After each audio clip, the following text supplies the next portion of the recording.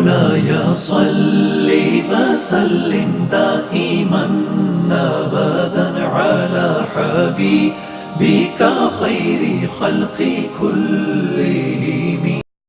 بسم اللہ الرحمن الرحیم۔ السلام علیکم۔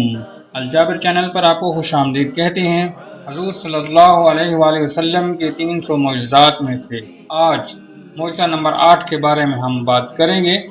اس سے پہلے تمام دوستوں سے گزارش ہے کہ ہمارے چینل کو سبسکرائب کر لیں اور ساتھ گھنٹی کے بٹن کو بھی دبا دیں تاکہ ہماری ہر نئی آنے والی ویڈیو سب سے پہلے آپ کو مل سکے۔ شکریہ۔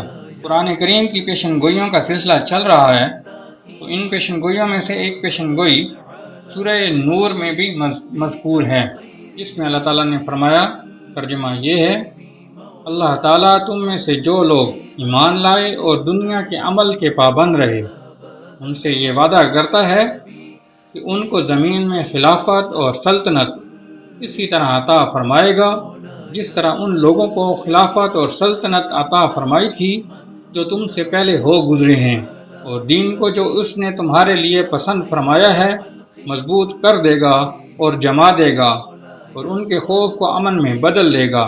چنانچہ ایسا ہی ہوا کہ نبی کریم صلی اللہ علیہ وسلم کی امت میں سے لوگ خلافت راشدہ کے مستحق ہوئے، اور یہ سلسلہ خلافت راشدہ کے بعد بھی چلتا رہا تاکہ کہ لوگ عیش پرستی میں مبتلا ہو گئے اور حکومت کو بجائے خدمت کے اپنا حق اور اپنی ملکیت سمجھنے لگے، اور اس کا نتیجہ یہ ہوا کہ جس طرح زمین پر پھیلے تھے بالآخر سمٹنے شروع ہو گئے، اور 700 ہجری میں ضعف بڑھتا گیا، اور آج دنیا میں کہیں بھی صحیح معنوں میں اقتدار باقی نہیں رہا۔